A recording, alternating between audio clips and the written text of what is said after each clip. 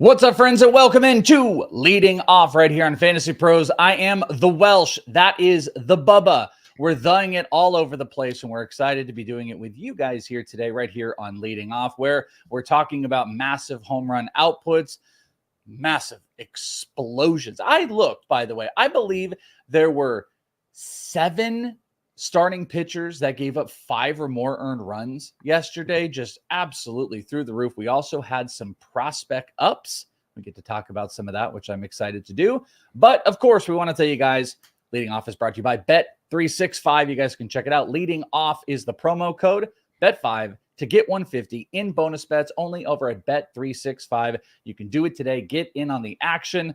There's a gambling problem. Call 1-800-BETS-OFF or 1-800-GAMBLER. Promo code Leading Off. Do it today.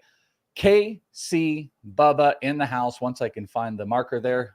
Bubba, what is up, my brother? Wearing the Peoria Javelinas hat, which very apropos, I received the AFL schedule yesterday.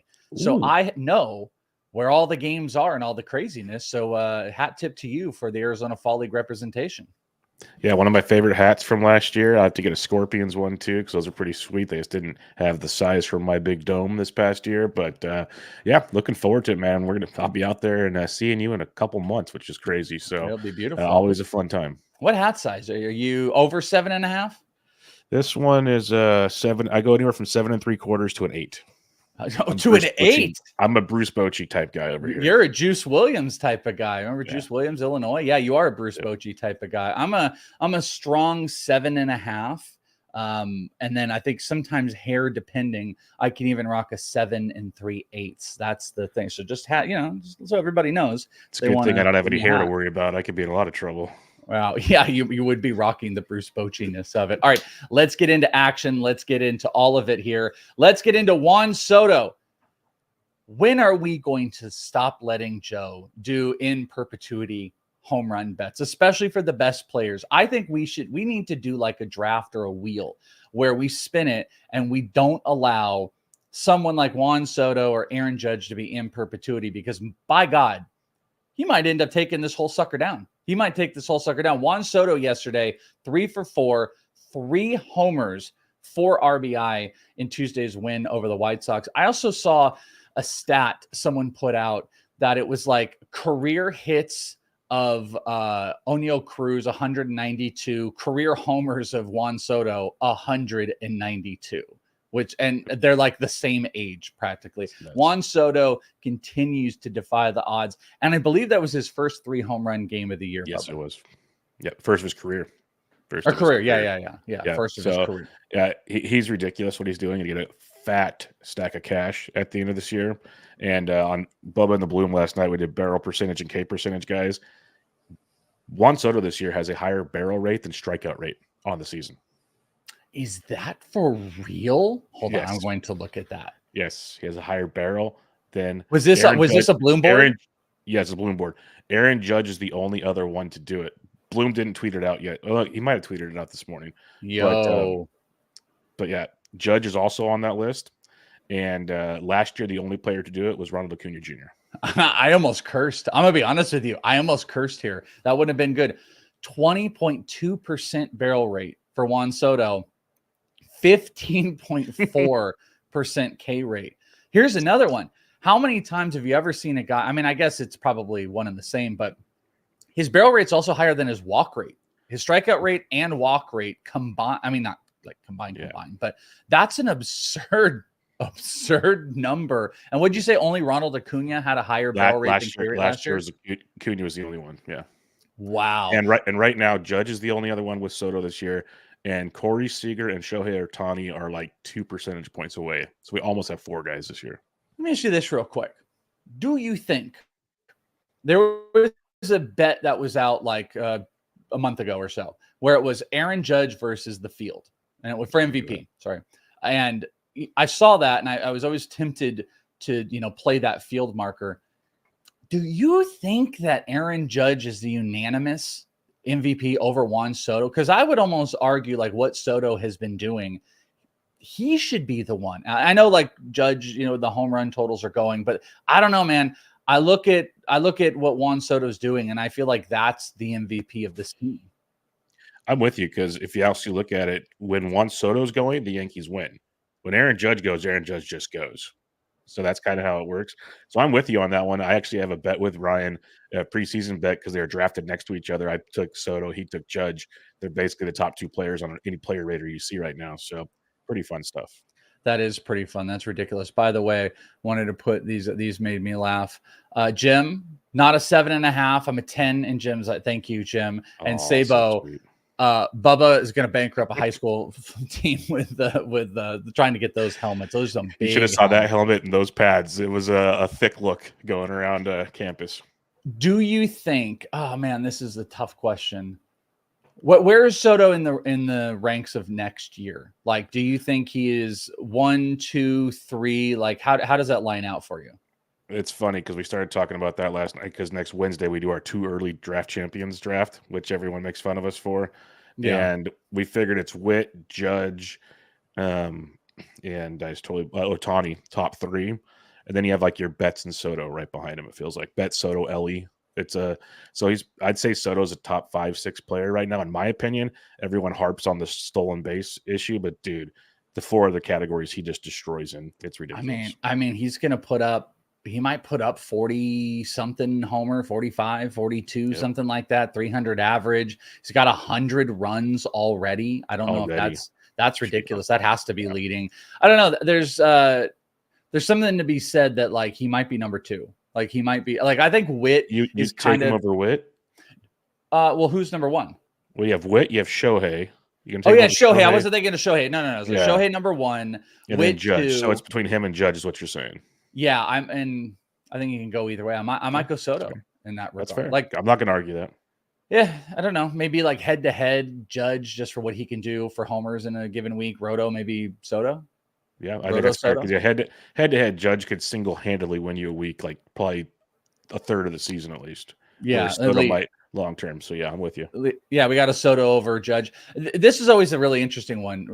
Retro saying this. Yes. Wait for MVP, but also that Judge and Soto cancel each other out. Yeah. There is kind of something to that when 2 teams have 2 great players. Kind of the conversation we had at one point about Ohtani and Mookie Betts, in that like they were so good, and then like you throw Freddie Freeman in there. That might hurt a guy like Ohtani, but I don't know. I think they all kind of come to terms with like, oh, it's going to be one of those Yankee guys because of the ridiculous season. But Juan Soto's season just continues to get ridiculous. And it's very unfortunate. As we were talking, I got the home run board, and it's just a gross thing to look at. Speaking of the Yankees, though, it's not all beautiful. Aaron Boone told reporters, I believe this was like the beginning of yesterday, Jazz Chisholm been diagnosed with a left UCL injury. Oswald Peraza is going to be called up in replacement. This is the worry, man. In all of the like, hey, the biggest beneficiary at the trade deadline is Jazz Chisholm. I said that, and I want to say it might have even been Bogman. I don't know if Joe did it. Joe might have actually also said this, and maybe he was the primary one. But you got to worry about the injury history with Jazz Chisholm, and you're just kind of like, well, it's a short time period. It's 2 months. And then Jazz comes out absolutely hot. And then it happens, the injury bug. Like I called him a year and a half ago. I called him the modern Giancarlo Stanton, as far as just he is an injury plagued player. There's always something that's going on. This UCL injury, I hear UCL and I assume this might be the year. I don't think they've given any official designation of it or anything like that, but absolutely devastating for fantasy people too, because Jazz was taking another step with the Yankees. Yeah, he got the injury or tweaked it worse, I guess, diving headfirst into home plate. So that's always fun.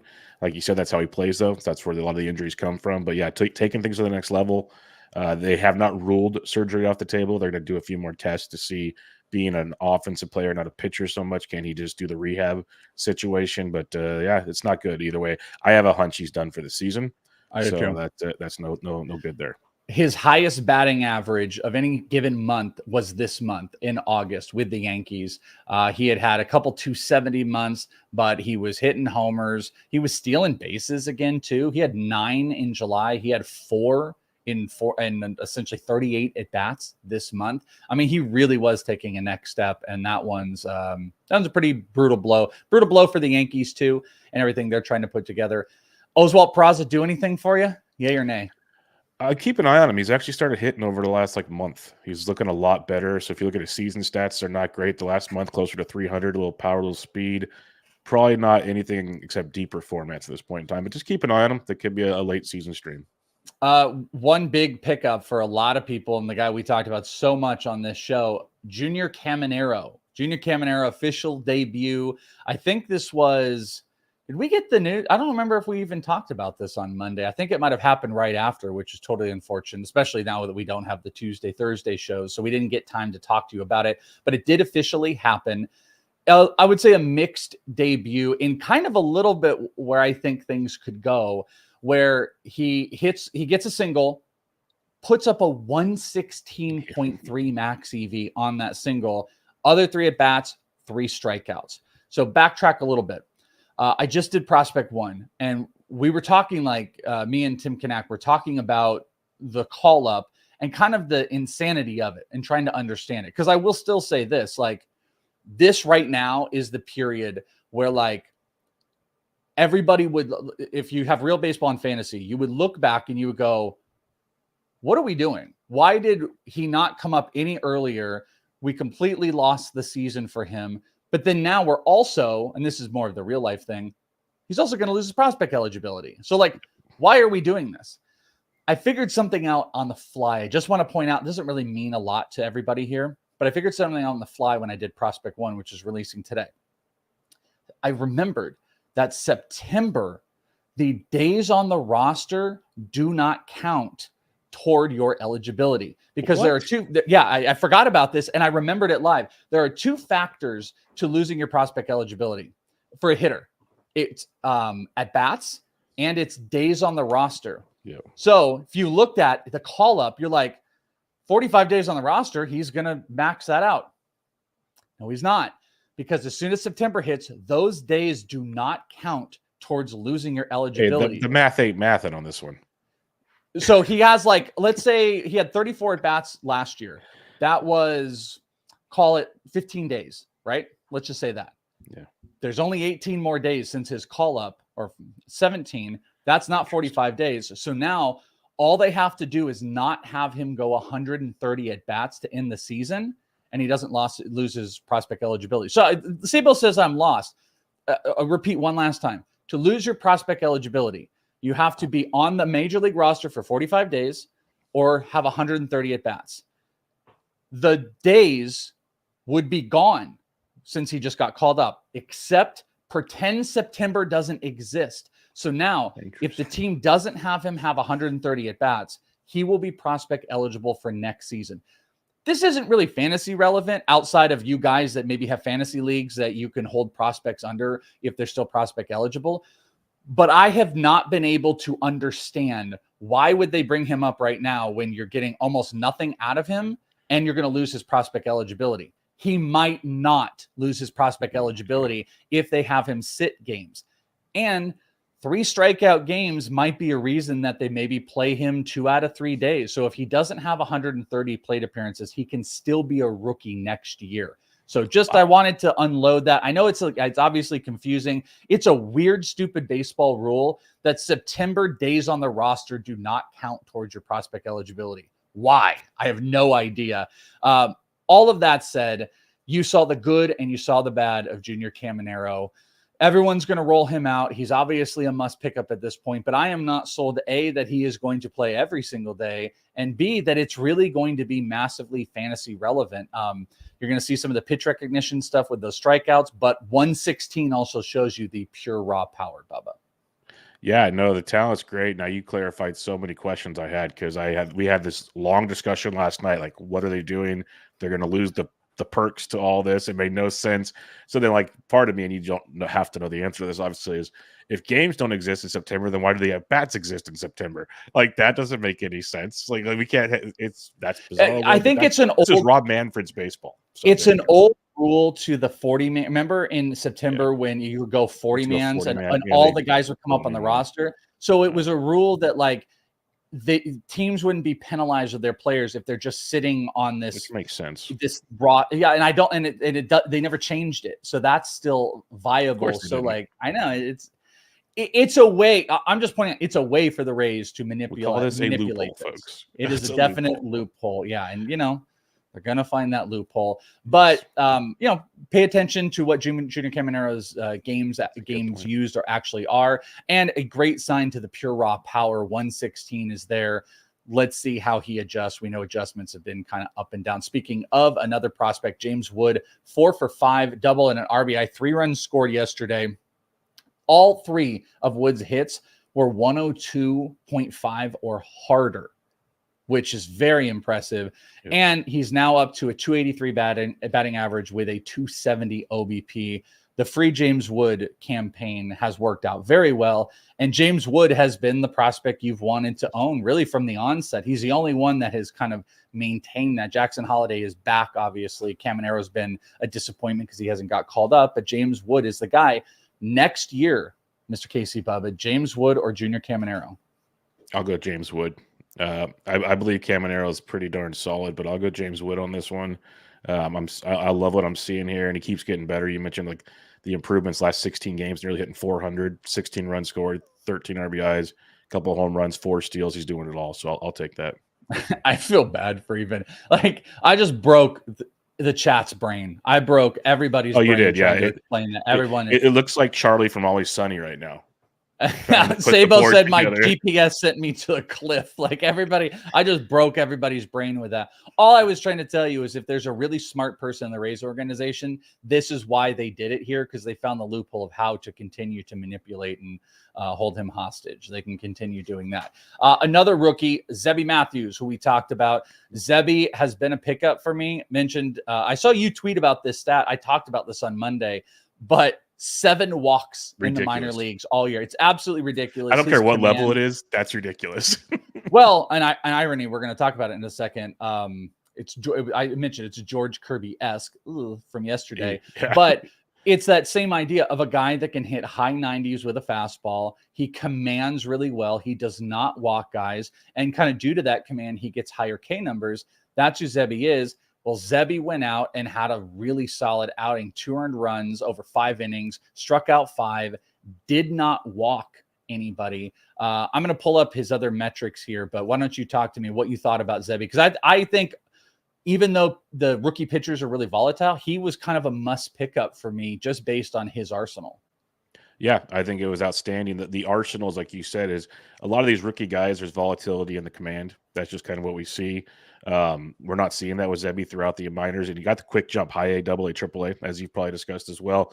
But seeing him do it against a Royals team that's hitting well, he struck out Bobby Witt, for crying out loud. Like, that's pretty good stuff. So I'm very intrigued. With Joe Ryan essentially out for the season, Chris Paddock still is barely throwing a baseball. There's room for David Festa and Zebby Matthews to coexist for a couple weeks, if not the rest of the season. I'm very intrigued by that potential out there.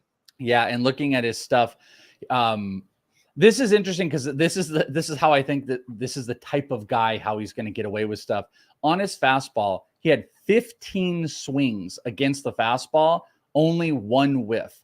So I don't see this. This is not going to be one of the, like, they're going to be looking for other stuff, because the inverse, he had 11 called strikes on the fastball. So it was a atrocious whiff pitch, but CSW percentage, shout out to Fast and Pitcher List, 32%.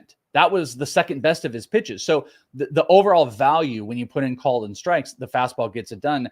It was a low percentage slider, 25% whiff rate, but 38% on the cutter. And, he maintained all his zone stuff. He actually had a really low in-zone swing percentage on pitches. So I think that part has to do with like them not knowing and having a pitch mix on this guy. But he kind of kept, fastball in the zone, kept the secondaries out of the zone, threw a little bit of a curveball in there. I think there's just a lot to be positive about. He's a guy that I would probably keep rolling out there, pick him up if he's available. I thought that start was a really good one. A bad start was my boy George Kirby, who was obliterated for 11 earned runs, 13 hits, 3 2/3 of an inning. But I don't know. I would be fascinated to know if like a DFS contest was messed up by this or something like that. But they then ruled later an error, which took away, I believe, 5 of the earned runs. Yeah, 5 earned runs it took away. And I saw Scott White tweet this, that his ERA in one day went from 3.1 to 3.7 down to 3.4 when it was fixed. Like up. That's how much it changed. Kirby got absolutely obliterated. And unfortunately, he's good for like 2 of these a year. He's good for like 2 of these outings every single year. And there's no rhyme or reason when it's going to happen, why it's going to happen. But he was absolutely destroyed. There was a grand slam in there, 13 hits. Jake Rogers, we're going to talk about in a little bit.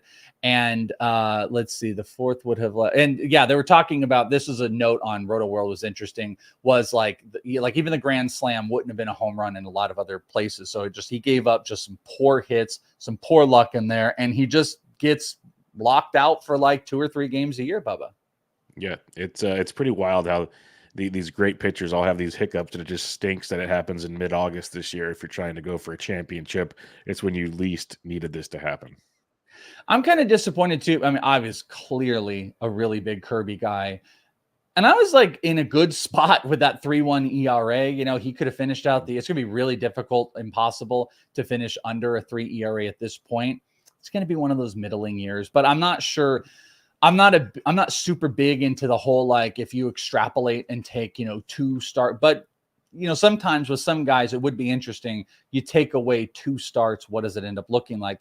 The only problem is how do you account for pitchers that do this? Like, is that built into that pre-draft value of not giving them upside? It's impossible to predict. Like, why was this the start where he got obliterated? And is there any special way outside of just maybe dropping them down a spot or 2 for these? I'm trying to think of the other guys that do this. I feel like Logan Gilbert kind of also does this once Mariners. in a while. Castillo does it. It's what they do in Seattle, basically.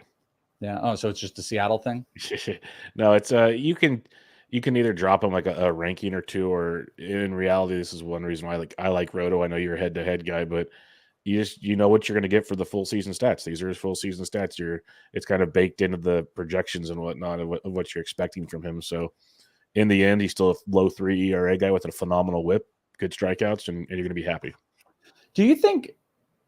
What do you think the percentage is right now of people Roto versus head-to-head? And do you think it's changed over, like, let's just say the last 5 years? Like, do you think, give it to me instead of me trying to. There's probably more Roto coming over the last few years, but I still think it's heavy head-to-head because most people that play fantasy baseball came from fantasy football. We know that whole story. So and most people play on Yahoo, CBS, ESPN compared to, I live in the NFBC world where it's all Roto. So I'd still imagine it. I'd say it's at least 60-65% head-to-head, maybe more. But I think it's a pretty large number still. So then, do you think over the last 5 years, 10 years, it's moved to a little, like, the percentage of it's going higher in favor of Roto, but it's still head-to-head? Yes, agreed. Yes, okay, I think it was probably like 75 to 80% head-to-head at one point, and it's just like slowly shifting. But we're probably kind of getting close to the not moving much more point. I'd be very curious, chat, if you guys have any opinions on this, or anybody watching after the fact, you can do it on the YouTube. As always, we check them out, so interact on the YouTube. I'm curious. I was going to disagree with you, but then I realized, like, points leagues are head-to-head, and points leagues are very prominent, have always been kind of the OG of things. The thing that does happen is, I think, once you've experienced fantasy baseball more, you become a little bit more of a crybaby, and then you need Roto. I like Rotos and stuff like that, and I've been killed by it, but we know that Roto is the crybaby format of, like, oh, I was the best all year and I lost in the playoffs. Variance. This is crazy. But, like, you become more jaded to it, and you got to play Roto. I play a little bit more Roto now. But head-to-head probably is. I think you actually might be right. I wanted to go in and disagree. Now I'm thinking that you might be right, that it was 10 years ago, way more head-to-head, and it's moved into more Roto. Because I also think fantasy baseball, that's the growth period. It's just like you break into fantasy baseball, you play some form of head-to-head, probably points, then you play longer, and then Roto kind of takes you over, and that's kind of the primary. And with more and more projections being used in fantasy baseball, that caters to a Roto audience compared to a head-to-head audience. So I think that's more of a thing. And this is interesting. Wonky said, my fear is that Roto is climbing because we're losing casual players who only want to play head-to-head. Yeah, maybe. And I think that is something, if you want to look at, like, the grand scope of all of it, is fantasy baseball is very complicated. It can be very complicated, and finding the best ways to make it easier. DFS really was the potential for that, but it didn't catch on. DFS, DFS baseball did not catch on enough. It is finding easier formats, and football continue. Even though they were so simplistic, they're adding in little complexities that people are loving more. Now everybody plays super flex. Super flex is to what standard to PPR used to be, if you know what I mean. Everybody played standard, then they went to like half PPR. Super flex is that popular now. Baseball hasn't found a way to de-emphasize. Yeah. They need to be less complex. And I guess the argument would be that's like a head-to-head type of format or something like that. There's a lot of ideas that have been thrown around, like monthly leagues or this, that, or the other, to kind of change things up. In the end, do what you enjoy. Fantasy sports should be fun. So it should always be fun. That's the most important thing. I would say that for me, the thing that we did, me and Bogman, where we played the first half roto and then we redraft and play a second half head-to-head, I think that could be a really fun format. And John mentioning the underdog contest, Bingo. I think that's been a big help. I also, this is the last thing I'll say on it. This is totally just like mind dump of stuff, but I actually believe that baseball betting could be a way, once it's simplified, for people to have a little bit more. I don't know, not everybody likes to bet and stuff like that, but understanding like playing nerfies or some props, that would be a way for people to kind of get reinvested in. But it's a 100%. Very, very good point, Wonky, about if roto is going up, that might be the death of the casual player, which you don't want. Nobody wants that. Let's do some 3 up and 3 down. Kerry Carpenter, 3 for 5, 2 homers and 3 RBI. We lost Carpenter for like the whole season leading up to now. I think, you tell me, Bubba, could he quietly be one of those players that we just see so little of in the back half of the year that's going to come at absolute dirt cheap next year that you're going to want to target? Because he was quietly like a good player last year, just missed a bunch of time.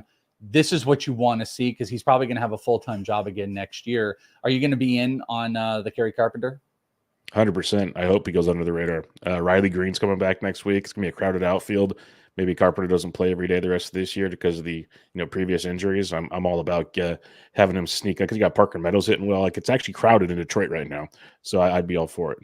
Yeah, he's one of those guys like that Joe won't remember, because Joe left us. Do you guys remember that? Which, Joe by the way, back to your opening segment about home runs, I thought you had to be present to win a prize. So he should get booted from this. Like, the chat should be able to pick his guy every day, not him. The problem is he'll be back. Like, I think he'll be here for the last episode, so like he'll show up on the last day when. Then hit 35 home runs on Friday of the last day of the year and figure it out. That's exactly. All right, who else? We had. This is so funny. On my note, I wrote the stat, not the player, but I know it was Jake Rogers with the Tigers, who was 3 for 5 with a homer and 7 RBI. He was the decimator of George Kirby. And my boy, Michael King, there's been a W this year. Michael King, 6 innings, 10 Ks. It was a little bit of a rough start, but Michael King has a low 3 ERA, and he could play around. He could mess around and get a sub 3 ERA this year. Strikeouts have been there. Been one of the big beneficiaries of the Padres. I also think he's one of those guys that is not necessarily being valued to what he truly is. I think people have that taste of early season Michael King and stuff like that, and he just puts up some big ones, some not great ones. Seth Lugo, 4 innings, 7 earned runs. Dude, the 3 down should be called the Colin Ray. I guess every year I feel like we have a guy that's just like consistently on it. Colin Ray is always on this. 6 innings. He gave up 7 earned runs. And why I kept him on this, because I wasn't going to. Give up 4 homers. I mean, those are the type of guys you want to target in the home run contest. When Colin Ray is up, look at the other team he's playing and who the home run hitters are and target Colin Ray. And then Ryan McMahon, 0 for 4 with 4 strikeouts. I picked him, Bubba, because since he has not, if you remember, he's going to get traded. Then the Rockies are like, nah, we good. We're going to hold on to him. He's such a superstar. He's the best. Since not being traded, the beginning of August, he is hitting 105 and has only 2 games with a hit. To be fair, those are both multi-hit games, but he has 2 games this entire month where he has a hit, and he just put up the old golden sombrero. Yeah, it's been a rough go for McMahon. I'm hoping it's just a couple weeks slump, because he was having a very, very good season. All-star season, some might say. So, it's not great right now. And he did that in your backyard, so it must have felt good. You got some air conditioning for free. Yep. Yeah. Well, there are so many articles out here. So funny. Chase Field, it's 100 gajillion degrees out here. And it's a lot of air conditioning. They should do a better job. It's been, for whatever reason, it's kind of humid. And Jordan Montgomery has absolutely been doing the like, I don't want to make any excuses for my poor performance, but it's really humid. Well, he's going to go today and probably get lit up by the Rockies. But like, it actually has been. And now like the Arizona Central, they're like writing articles about it. Like, it's just wild about all of this. So we could use some more wind power for sure. Another quick follow-up. The chat's still going about this. This is interesting. Lee said he stopped playing non-keeper leagues. And that's actually something I would really be interested to look at. I would bet you the percentage of keeper leagues per sport is higher in baseball. There's more physical football because there are a gajillion more football people playing. But I would say the amount of people that are playing, if just a pure percentage of players, I would think keeper leagues are higher in baseball than they are dynasty keeper leagues than they are in football. Would you kind of agree with that? Oh yeah, with the prospect surge over the last probably 3, 4, 5 years, and just analyst wise, how many more guys are covering prospects? Dynasty leagues are going through the roof. Especially if you differentiate keeper to dynasty, because I think there's lots of football people will play like, they'll play like 2 or 4 keepers. But I would say a pure dynasty, I would say dynasty is not even close. I would bet there's like 1%, 0.5% of fantasy football players play dynasty, which is a primary keep everything, where I would bet baseball, there's like 5-10% or something like that. Keeper's different because there's a lot of keeper formats in football where you keep 1 or 2 or something like that. Again, just kind of a fun conversation. Injuries. Ketel Marte, by the way, the number 1 second baseman. Agree or disagree, Casey Bubba, next year? The number 1 second baseman in fantasy? I don't know if I can go number 1 yet. He's having a heck of a year. Oh, my God. Say the guy you're going to – who's the guy? I don't know. I really have to look. I don't want to throw anybody out there. He's definitely in the conversation is what I'll say. Like Mookie Betts sounds pretty cool to me at second base. He doesn't count. He's a right fielder now as a shortstop. Mookie doesn't count. Without Mookie. Yeah, Ketel's pretty close, but I remember in recent years some analysts I know from Arizona talking about the inconsistency of his power, the injury concerns he has. So are we still like he's all good now? He's good. He's amazing. He's the best. Okay. He's the second in NL MVP odds. Arico got killed a little bit on Monday because he brought that up. He said Altuve over Ketel. Chat didn't like it, and then he ran a poll.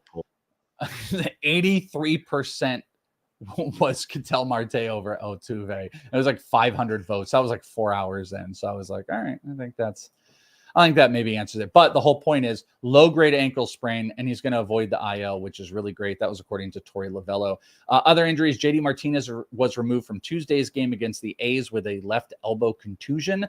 X-rays came back negative for any fractures, so he's currently day-to-day. Vidal Brujan was removed from Tuesday's game against the Phillies with a right AC joint sprain. That doesn't sound good. Bo Bichette is scheduled to resume baseball activities within the next week. Those activities could be anything, so hopefully we see him pretty soon.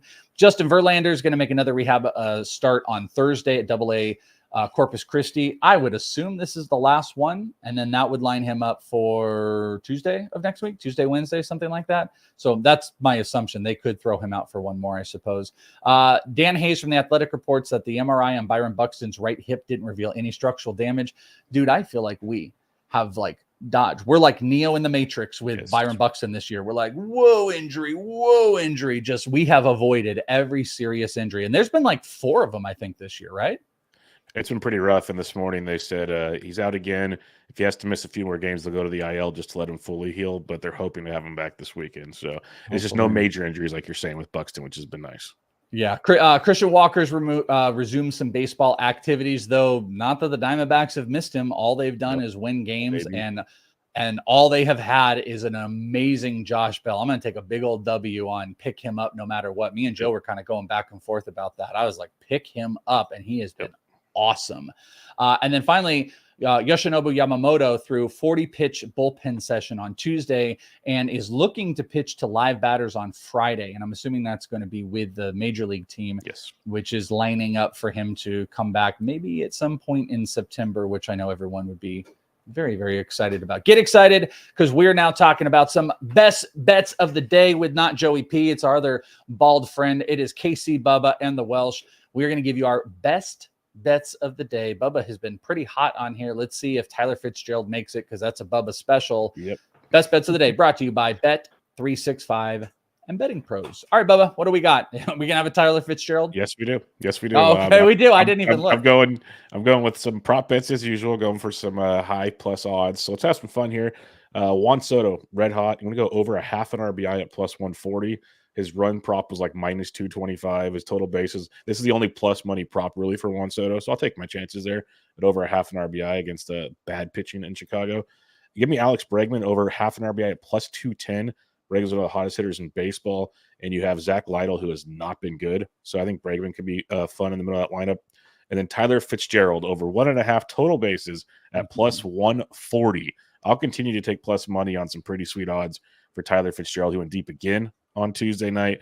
He gets Holmes for Atlanta on Wednesday, plus a beat-up bullpen. So I'll take my chances with Fitzgerald at plus 140. I had actually almost put that on mine. I was looking at the total bases on Fitzgerald. I think it was Fred Dinger was just like, hey, we need some Rico in here. Rico texted me. It was funny. After Monday, he was like, dude, he's like, what a duo we are. He's like, 3-0 on my bets, and you hit your home run call. And I'm like, yeah, but I was 0-3 on my bets. So I don't care. I don't care about being right about Corey Seager getting the home runs. I care about being right on the bets. He was 3-0. You guys have both been hot. You're not jaded by the year at all. So you're going at it. Definite good one. I'm not a big RBI better guy, but that's why they give such great odds. But they give great odds. I really like the Tyler Fitzgerald one. Where I'm going to go with it today, I'm going with first a Nerfy. We're going to go with Cleveland and Chicago, Tyone and Alex Cobb.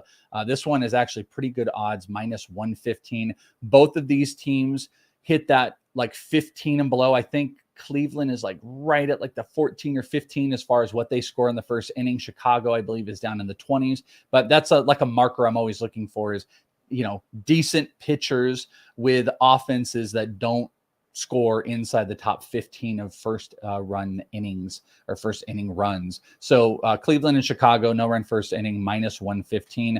I'm going to get into the total base market. This one was one of the top total base bets over on Betting Pros prop cheat sheet. Give me Alec Bohm. It's going up, I believe, against Edward Cabrera, 1.5 plus 120. Did not have a hit in his last game, but I believe it's 4 of his last 6 games.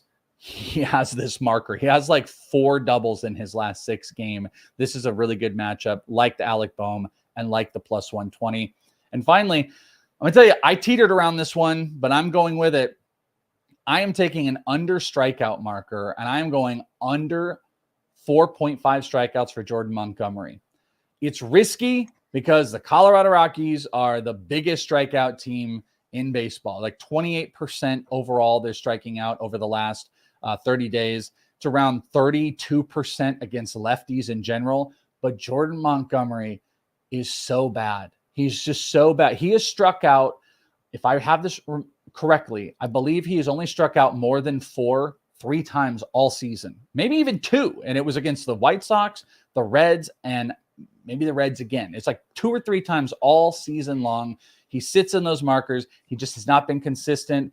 Also, it's super humid here. He's been inconsistent. I'm going with the under. It's risky because of how much Chicago strikes out, but it's not risky because Jordan Montgomery is one of the worst strikeout guys, and it is plus 125. They're really hitting you. You got to make a decision. Minus 168 on the over, so they really think he's going to get to 5. Plus money on the under. I'm betting the under because Jordan Montgomery doesn't get the strikeouts, and I think, do you dig that, Bubs? Yeah, I want to add to that real quick. I like that a lot for 2 reasons. They said he might go short and have Ryan Nelson come in behind him, which could help sir. You. And second, I was actually wrote him up for something last night.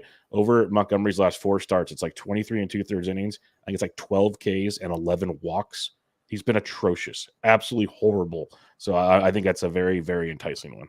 You know what's really funny too? It's actually gone up too. It's plus 135 I see right now. So I'm taking it. That piggyback is really important. I'm actually surprised. I think they should inverse it. I think Ryan Nelson should start out with you there, and then they should go to Jordan Montgomery because he complains about how hot it is, but they're going the inverse. So if the short inning goes in, I think that works out well. Jordan Montgomery under 4.5. Alec Boehm total bases over. Cleveland, Chicago, Nerfy. Bubba has got the Juan Soto RBI over, Bregman RBI over, and Tyler Fitzgerald over 1.5 total bases. Lots of plus money in there for you guys to have fun, and hopefully you do with our best bets of the day. Brought to you by Bet365 and the Fantasy Pros and the Betting Pros and the Welsh and everybody else. Bubba, home run call. I think you've been pretty hot at this as well. I've talked to Joe about this, Rico. If you guys were playing all season long, you would probably be up on this board because this is going to gross everybody out, and I wish you were.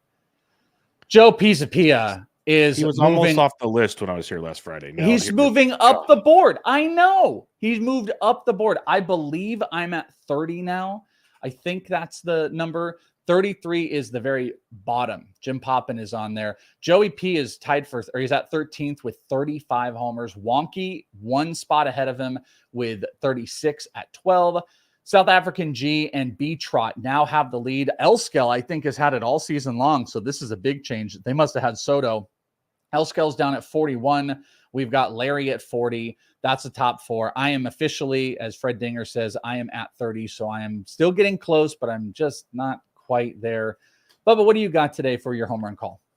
I'm going to keep picking on Zach Lytle, like I said, with Bregman. So I'm going to go with Yordan Alvarez. Dude is just heating up in a big, big way. And I think I owe him a little apology for the Greg Oden comments last time I was on the show. So Yordan Alvarez, I'm going to say, goes deep in Tampa today.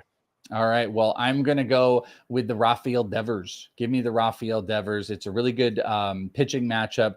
God dang. I had it. I just didn't write it down. Who are they going up against? Boston. That is a great well, no, Boston is going up against this is just going to kill me. I wanted to give the stat right. I should have wrote it down, but I'm a big dummy. Oh, Texas. And the pitching matchup, which I cannot remember. Who the hell is the pitcher? It's to be determined right now.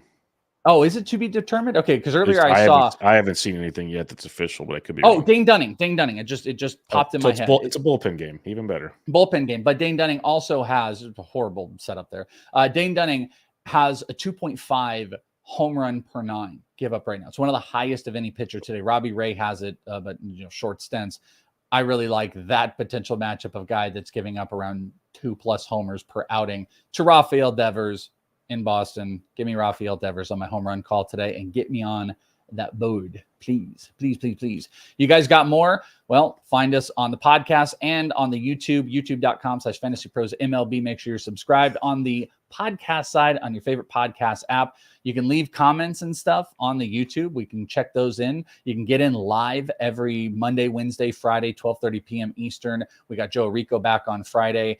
And if you want more, FantasyPros.com/chat. Get into the free Discord. You can make your home run calls. You can have so much fun, and you can even upgrade to premium a little bit if you want. Thanks so much for hanging out with us. Find Bubba at BDintric on the Twitter. You can find me at Is It The Welsh. You guys have a fantastic one, and we will talk to you next time right here on Leading Off. Goodbye, friends.